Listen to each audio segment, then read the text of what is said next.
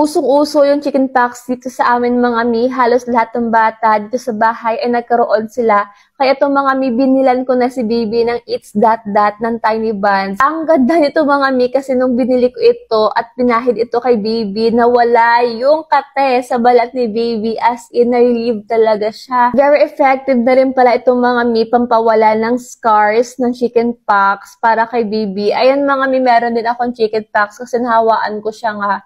Ayan, basta yung paglagay mo dito mga mi sa balat ni Baby ay small amount lang. Pwede mo siya lagay sa mga face niya, sa neck niya, at saka sa body niya. Ang nagustuhan ko dito mga mi kasi nga hindi siya babaho, wala siyang amoy, very safe yung ingredients na ginamit dito at yung kanyang ingredients ay paraben-free na rin. Kaya iwas talaga inflammation at kate sa balat ni Baby. Kaya if you want this mga mi tiny buds sa sobrang ganda at napaka-cute ng packaging, papawala ng chickenpox si Baby. Unique ito mga mi, lalagay ko lang din sa aking yellow basket para same lang din yung product ang makukuha nyo.